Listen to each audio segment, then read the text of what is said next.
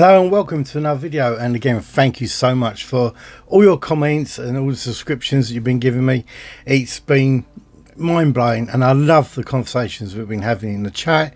I try to reply to as many as I can, and some of the feedback I've had on some of the videos has just been incredible. The new information you're providing me, I've really enjoyed reading. But today we are looking at Charles Dickens' home, not his actual home, but Rochester. Now, as you know, Charles Dickens loved this area in Rochester in Kent, and a lot of those landmarks appear in a lot of his books. What we know about Charles Dickens is that he loved pubs, and yes, a lot of pubs and inns do appear in today's video, but it's got some creepy ones. I went there the other night. I've been researching the area for quite some time. I did reach out to a local gentleman that's done some books on the ghosts of Rochester. I've actually not heard back from him, but I'm cracking on with this video, and if I do get some more information, we'll update as we go along. Oh, before we start, I do want to add that don't forget I've got loads of other videos on this channel I guess we've got the So They Say category. I'll put it on there, but yeah, I think there's 60 odd of these videos on there now. And also you can go and have a look at some of my other videos where I drove around the whole coastline of the country. They don't get many views, but I enjoyed doing it and it was really cool. But I went through Rochester there, I think. I'm not too sure, but anyway, let's get back on with the video. Okay, so Rochester is in the southeast of England in Kent, and technically it was a city until a few years ago they forgot to pass a motion to remain on the list of cities, and now it's no longer a city and can never be a city again, because Rochester technically doesn't exist. It is now just Medway, so you can't have the city of Rochester anymore. It would have to be the city of Medway, and there's reasons why that can't happen. So yeah, that's a local council forgetting to do what they're meant to be doing. But Rochester dates back to, well, we know the Rochester Cathedral there dates back to around about 580, I believe. So 580 AD. So yeah, it's quite an old place. Before that, well, obviously there's Romans that have been there. So it's got a long history. We mainly know about it because of Charles Dickens. Charles Dickens loved this place. I don't know how much time he actually spent there, because if you know my videos, Charles Dickens pops up in every pub in Essex and across the country. So yeah, but Charles Dickens lived just outside of the town. I think it's Hingham, I think he lived in, or somewhere like that. Let's go have a look. Yeah, so Charles, as we know, Charles Dickens lived in Gad's Place in Hingham. So yeah, we'll know that. So one of the things we know, Rochester has lots of ghosts. And when I say lots of ghosts, we are talking hundreds. It's one of the most reported places in the country for ghost tales, mainly because of Charles Dickens, but also because it's a creepy place.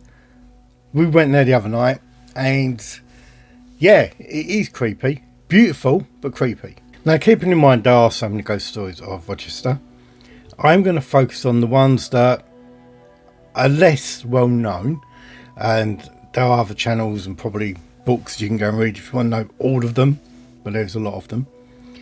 I want to pick on these ones because I find them very interesting and they are often not covered, and I want to keep them relevant. I want to keep them out there. As you go into Rochester, so you're driving in to Rochester, you go over the bridge and you bear right. Make sure I'm getting my left and right not mixed up. You bear right and you can park by the River Medway. Dead opposite the castle walls of Rochester Castle. Now, Rochester Castle itself, as I said, that was actually, you know what, we'll leave Rochester Castle. We'll come back to that later on. But the castle walls itself lead up a road that is called Castle Hill. Now, at the bottom of Castle Hill, we've got a gatehouse that leads up into the castle. In 1972, actually the year I was born, in 1972, a lady was seen at the bottom of those stairs weeping. What is unusual about this? Well, this was 3 o'clock in the morning, and it was an army officer that discovered her. He approached the lady and he was trying to comfort her, Another army officer walks along and see the lady there with this other army officer. Went up and they were talking to the lady, see what they could do to help her. And she's saying that she had nowhere to stay. She'd been kicked out of her lodgings and that she was really, really scruffily dressed. The two army officers took pity on her and they said, okay, well, what we're going to do, we know we've got the rooms down now, which is a hotel down the bottom. They were going to take her to go and stay there. They turned their backs, and when they looked back, she vanished. Now, what I like about this is obviously these are two army officers, and they reported this, and obviously their friends took the mickey out of them. But apparently this lady was then seen again and again over the next 5 years in this gateway, the same thing, sobbing. And when people approach her, she tells them that she's lost her lodgings. We have no record of who this lady is, but it is a creepy sighting just as you literally enter Rochester. And the next one we have is only a few feet away. As you turn and start walking up Churchill, it's not Castle Hill. As you turn and walk up Castle Hill, you've got a big Victorian manor house on the side. Really impressive. You know, it really does stand out. Dead opposite that, along that path, goes along Castle Hill, is the ghost of a young boy. Now, we have contradicting reports on what this boy is, or say who this boy is. Some say he is the victim of a man who used to play the bagpipes around Rochester Castle, and he was this sort of like handy lad that used to do all the stuff and collect the money, and the man abused him and murdered him, and then the bagpipe man was then sent to Canterbury, convicted, and then was executed and buried in the grounds of Rochester Castle. We do not know what happened to the boy. Other people say that this boy is actually the ghost of a chimney sweep lad. They actually died in the Victorian Manor House on the left hand side of the road. I can't find any record of that, but local people who lived along that area, when asked in 1980 about this ghost boy, they reported that one day that the chimney sweep and his apprentice, a young lad around 7 years of age, very young, were in that house cleaning the chimney when the young lad slipped and fell down the chimney stack and died. And that young lad is said to be the ghost that haunts that road going up. Now, the young lad is actually a popular sighting, so we only got to go back a few years to the pandemic, when in 2020 a family were on their exercise walk, and I think this has given quite a good insight into British culture, that we never done so much walking when we got told we could go out for 20 minutes or half hour walk. We all done it, didn't we? We all went out. A family, broad daylight, were walking up that hill when they see this boy running down the road, scruffy. They was quite surprised to see this lad running down the road. The two daughters that they had with them stopped and were pointing at the boy, saying, what's he doing, Mum? He looks really weird. And he was weird because he runs straight through the girls, and the girls screamed, and the mum went onto social media that night and done some posts on social media. Unfortunately, she's now deleted them. I would have loved to see what actually they said, but in Rochester, I know it didn't go down too well. They took the mickey a bit. But this is the problem we have now. People are scared of putting their ghost stories online because they think they can be taken the mickey of. Does that mean the end of ghost stories are happening? I don't know. That's why we're trying to keep them alive, by trying to keep ghost stories alive, trying to keep the history of them alive by retelling them in a format that hopefully can survive a bit longer. As you come to the top of Castle Hill, on your left hand side you'll see a wall, and in that wall there's a gap, and it looks like it's sort of joining onto a house, and it just doesn't really seem much there, but there's a broken doorway there. If you just have a little wander in and look to your right hand side, that is the spot where the ghost of a old sailor said to haunt. Now his body was meant to be found there, and we're going back to the 1600s when he was found there. We don't know what happened to him, but his murderer has never been found, but he remains there today, haunting that spot. One particular thing about him, that apparently only females can see this ghost. So when people are walking along now late at night and they're in couples, women have turned around and said that they can see this sailor standing at this entranceway in the road, and they're pointing out to their partner, who's that man over there, who's that man over there, and the men have never been able to see this gentleman. On another occasion in the 50s, two ladies walking to work early hours of the morning, when they see this bundle of clothes they thought was on the floor started to move. They assumed it was a tramp and they gave a little bit of a wide berth, but they were still watching, and they was watching as the image of those bundle of clothes disappeared in front of their eyes.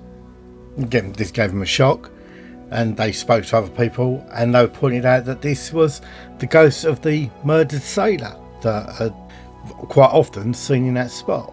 So there's something I really liked about Rochester, is that I went there it was just after sunset, and you're walking around as the evening closed in. You got a real sense of the history of the place. You couldn't see all the industrial side of it all. And for instance, on this one here, you come down from Eastgate and you follow the footpath round, and it takes you down a very narrow alleyway, and you come alongside, which is now the pub, which is the Waltham Castle. That, until recently, it changed into a pub. Before that, it was a shop. That, when it was a shop, the shop owners often reported ghosts in that area. But just walking down that alleyway, the cobbled floor, the cobbled streets around there, it really takes you back to historic England, and you can imagine all these creepy stories. And just standing there is quite funny. I've not been too well and blah blah blah, but I dragged my wife and my daughter out with me, and my wife was a bit cold getting out of the car, so she grabbed a blanket and she put it on her shoulders. Standing in that alleyway, and I don't think I've got a photo of her standing there, but with the old crooked buildings and that overhanging edges of the building, she looks like something out of Victorian London. I'm not going to say, but the reference of Jack the Ripper and those people that he often sort of comes to mind, and she didn't tell it too well, but yeah, it just really takes you back. You can taste the history there. It is an incredible place. I would highly recommend walking down High Street of Rochester. This video is mainly about the High Street. As I say, the Waltham Castle has got creepy things going on all the time. Now this is a microbrewery pub now. I wanted to chat to the owner.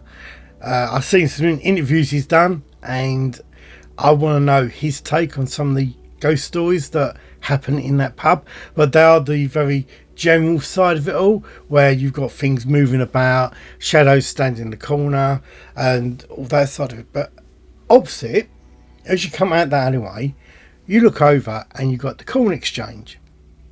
And now this is where we first meet Charles Dickens. I say we first meet Charles Dickens because he pops up again later on.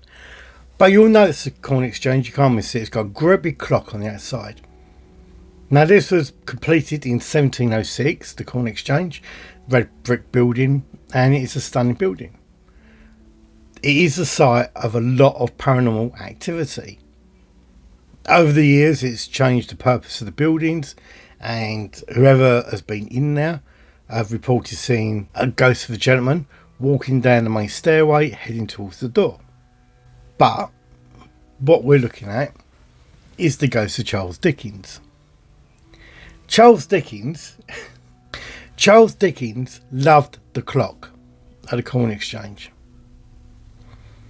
Apparently, on Christmas Eve, at the stroke of midnight, Charles Dickens can be seen standing underneath that clock, checking his watch.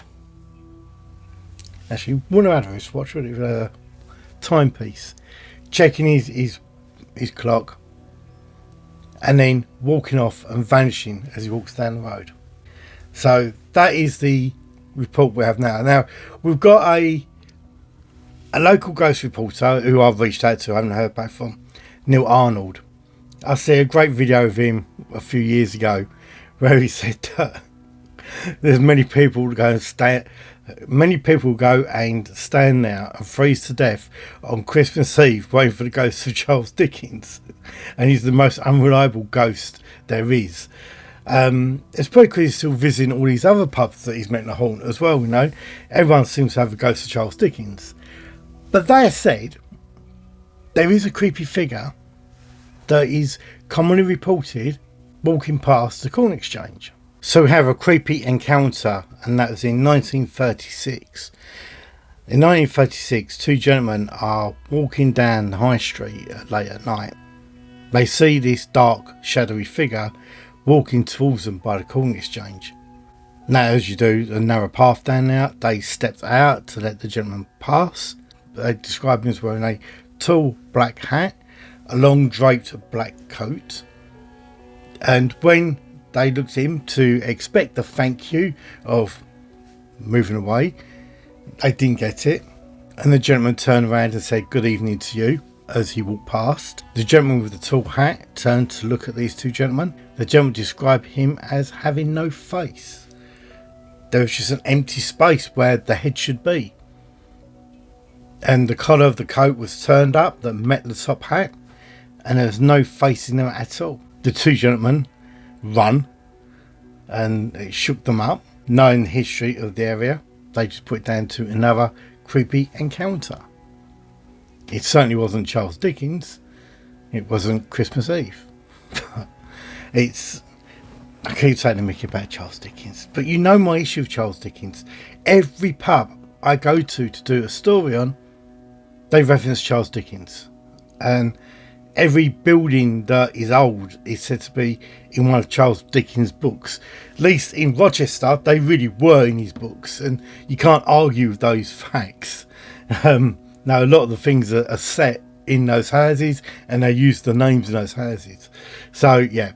But, the Corn Exchange has got quite a creepy history. This gentleman with no face has been seen quite a few times. I'm going to say he's the most common ghost there. But he has been seen quite a few times. A lady who was actually working as a ticket officer, a traffic warden, we used to call them, was walking through there as a shortcut to going onto the main road. And this was only back in the 80s when she herself encountered this tall gentleman.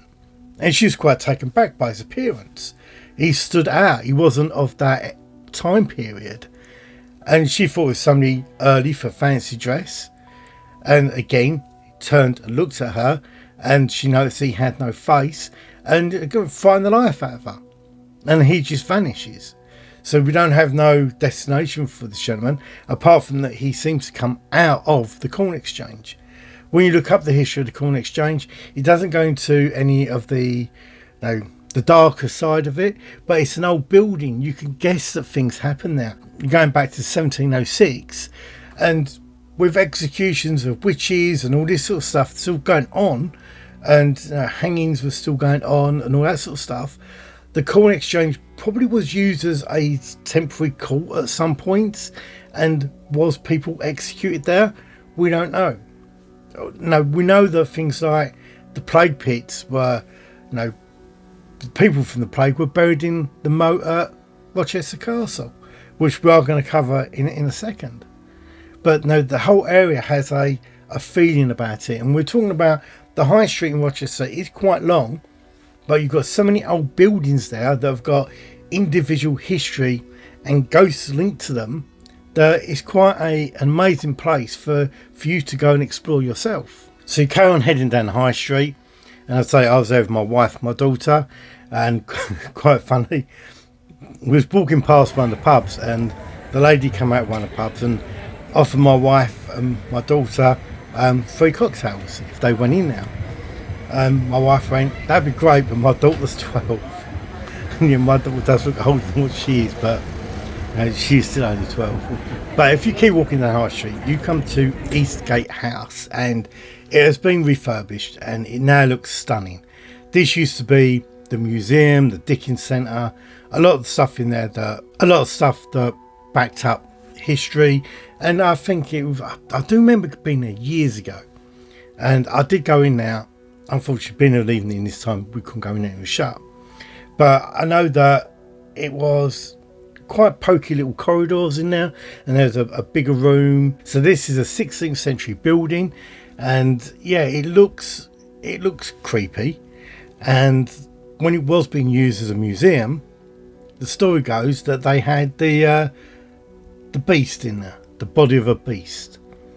Now what actually was a body of a bog, a body from a bog, the old marsh pits, and they dug it up, and that was put into the museum. And then one evening it apparently got up and walked out of the museum. It has never been found, never been seen.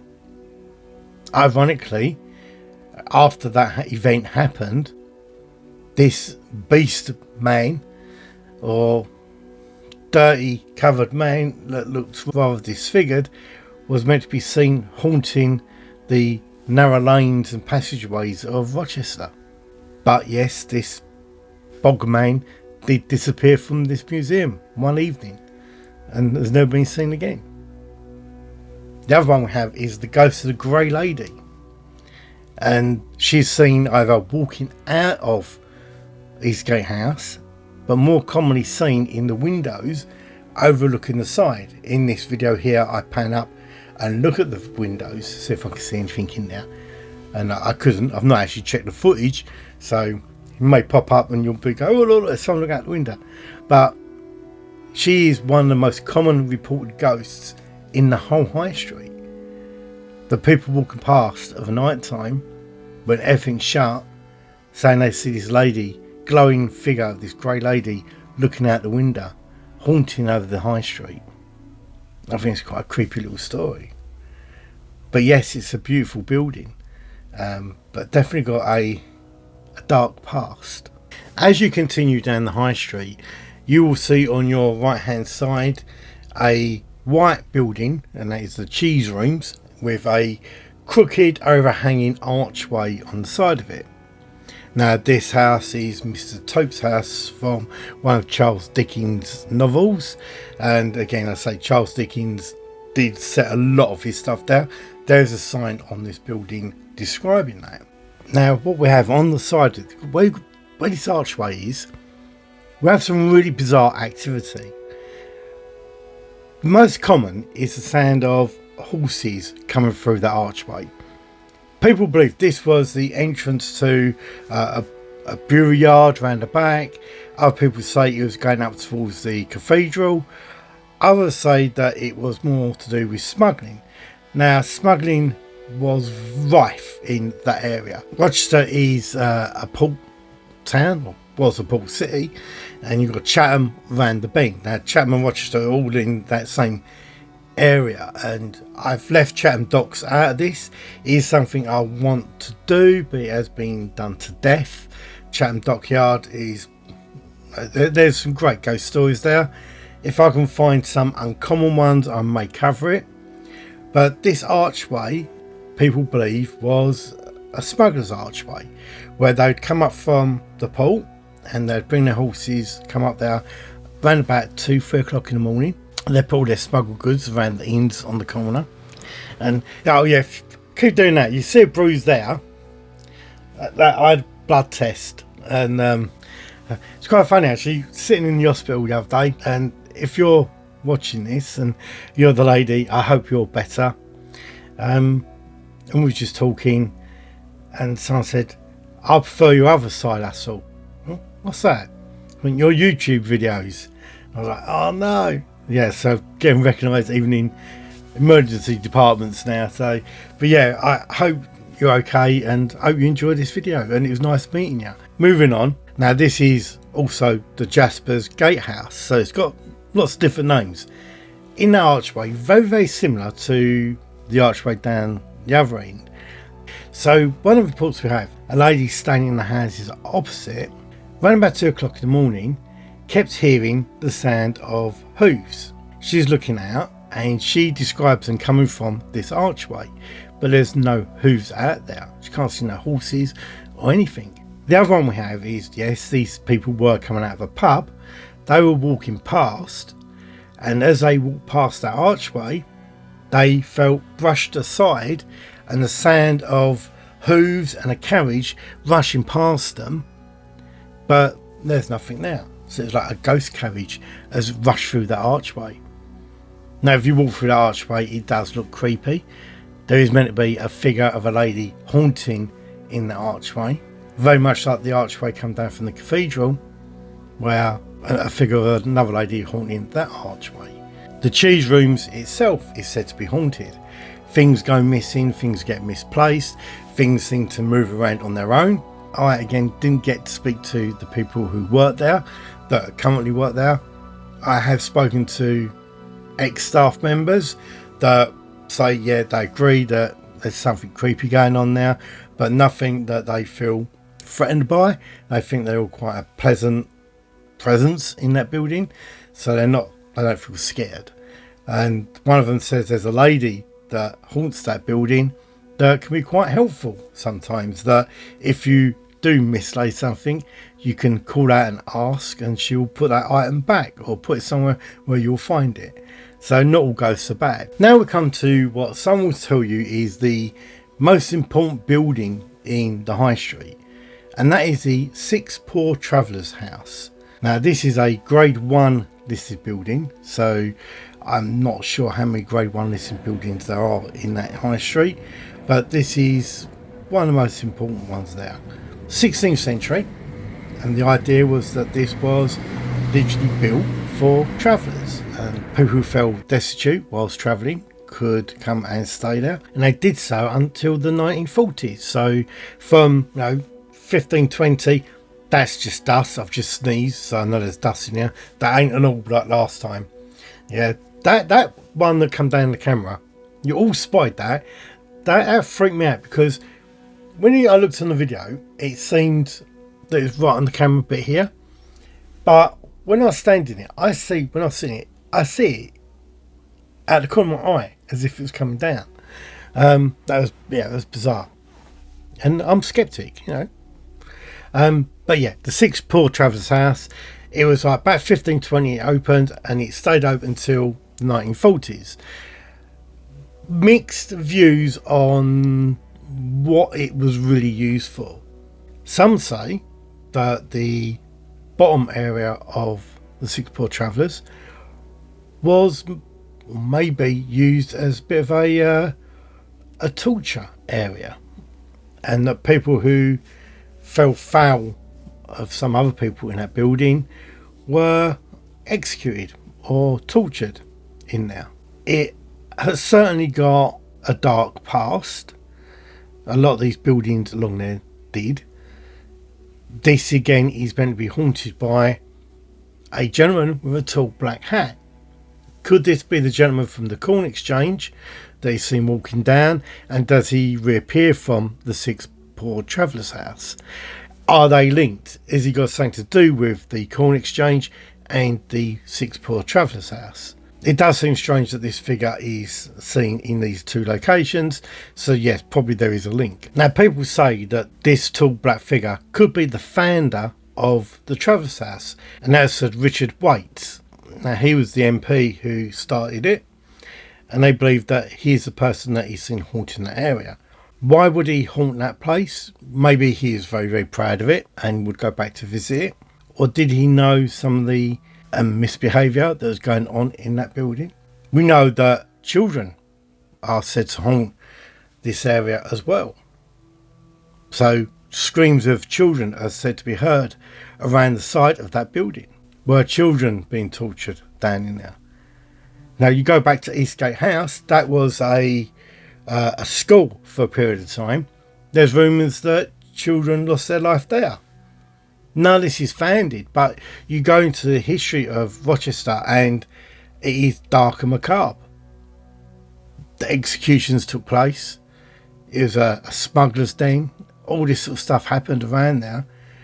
It wasn't always a pleasant place. Some say that that's left that imprint on the area, but also it's what attracted Charles Dickens to set a lot of his stories there, because it had the riches and the poors of society in one area, and it made a great environment for his stories. You had the big mansion houses where you could set all the well-to-do people, and then you had the scruffians on the streets where you could use all the poor people, and it was a great setting.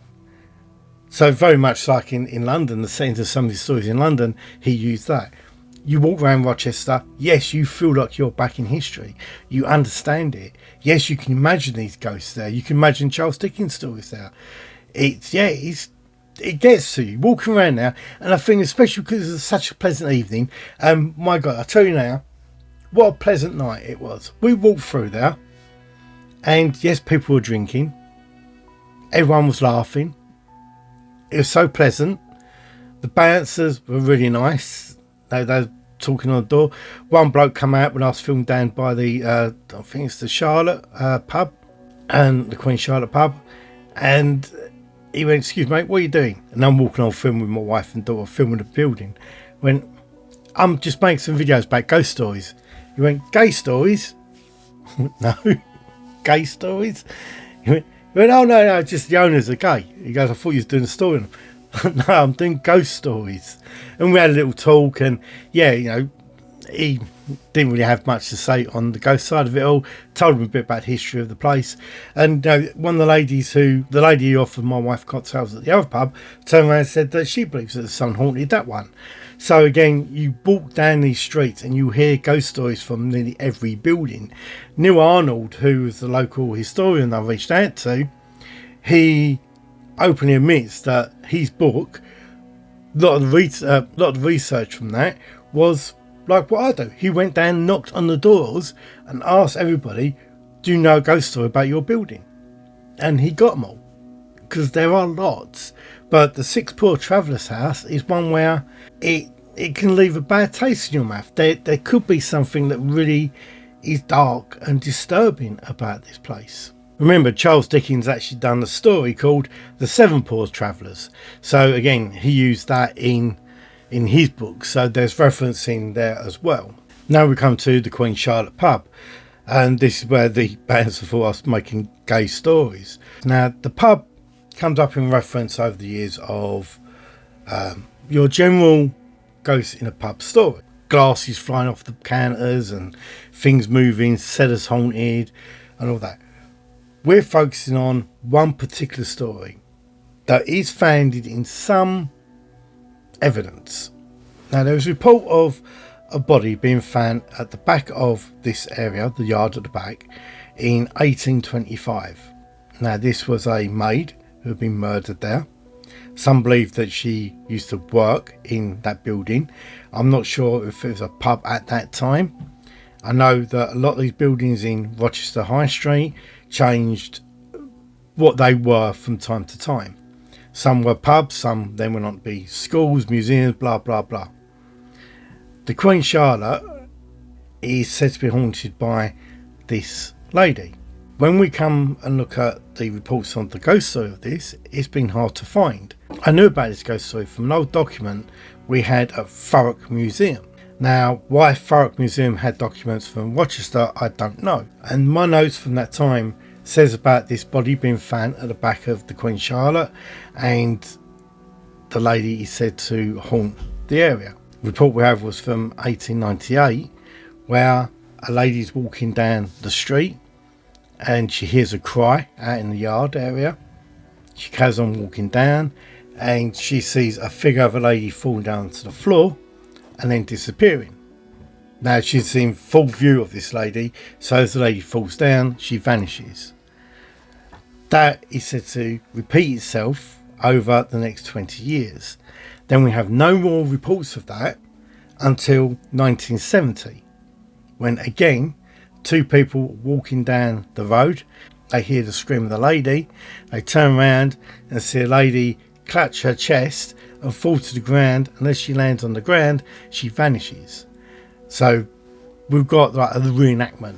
Now this comes into the stone tape theory, where people say that under certain circumstances an event can replay itself.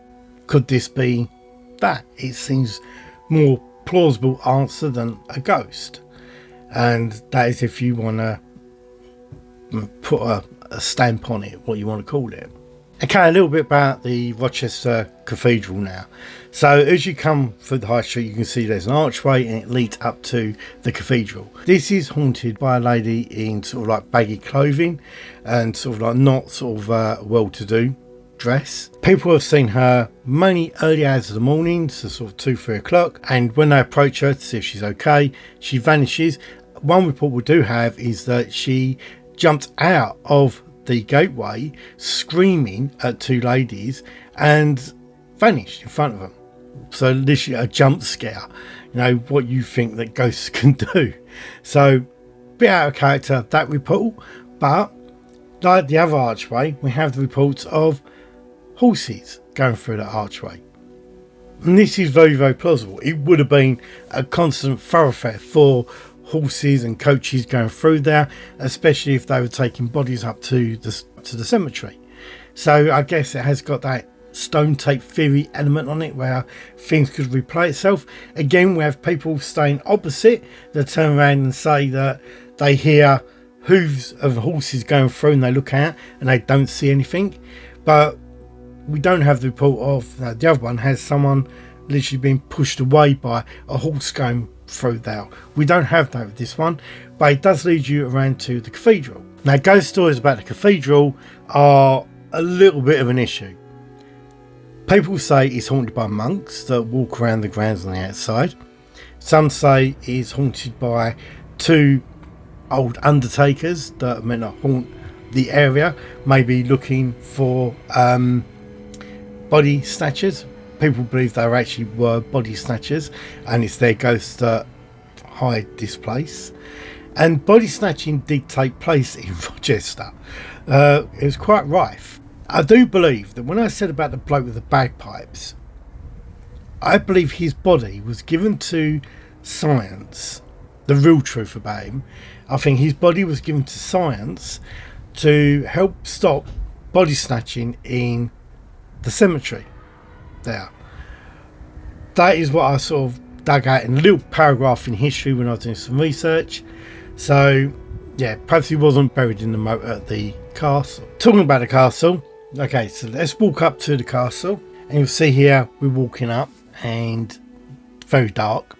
There's a moat on your right hand side as you go around the castle. The moat has always been a dry moat. It was never filled with water.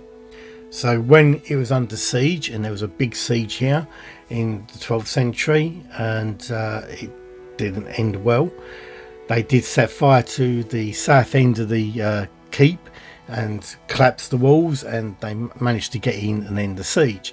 And for 2 months people went without food in there, and there was a lot of deaths. We know that in that moat the plague pits were used. So they used to, when people used to die of plague, they buried them in the moat. So it's got a lot of deaths linked to this area. Again, one of the ghosts there is Charles Dickens. I will say there are endless reports, absolutely endless reports of dark shadows seen walking along that moat. Now the moat goes right around the building, around the castle. It is the most common reported sighting in Rochester. Is it Charles Dickens? Probably not. Could it be the bloke with the bagpipes? Maybe. But it does seem when somebody was executed and they were executed for crimes, they would be buried in the moat.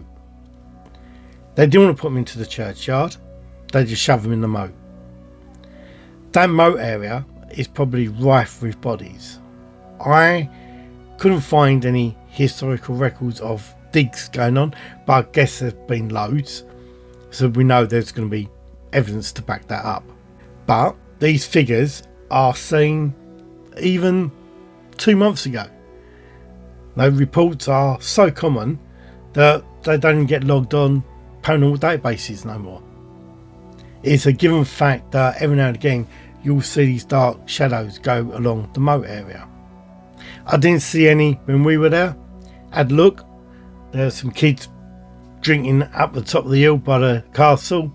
But yeah, couldn't really see anything there. As you walk around the moat and you come to the top area, so we're almost heading back down to the other side of Castle Hill now, back to the riverfront. You'll go past some big houses. I do know some ghost stories about those big houses. I may save them and come back to them later. The information I have isn't very great on that. But as you go past the moat, again you'll see there's a dip and it goes down, and it's quite steep. And I guess that if you don't know it's there, you could end up walking and just falling straight down there. But again, that is where we have the ghost of two ladies. Now, these two ladies are seen to be arguing or fighting by that corner. Now, one is what we describe as a bag lady, and she's got a bag over her shoulder, like a big bundle of clothing over her shoulder, and the other lady is said to be a well-to-do lady, and they're having a proper argument and shouting and screaming at each other. When people have approached them to see what's wrong, they vanish. Other people say as they walk along past that area of night time, they see the shadow of two people standing there, and they get scared and they avoid the area. When we walk just a little bit further around, now heading back down to Castle Hill, we come into the other reports of the ghost of the boy.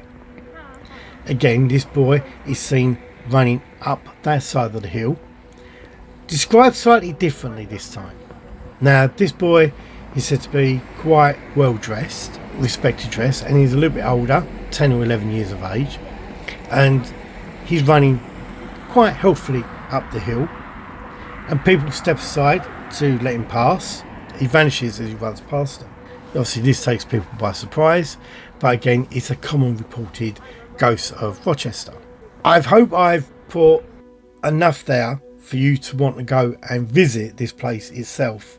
It is a beautiful place. They used to do Dickens evenings there at Christmas and all that sort of stuff. It is a beautiful place. My daughter wants to go back there. I want to do more, but I think I can go to, I like to do Canterbury next. I hope a lot of the filming that I've done comes out okay, so you can see all the clips in here and some of the photos I've taken. I tried to give it a sense of the historical nature of this area. I really loved it. It was really nice going there.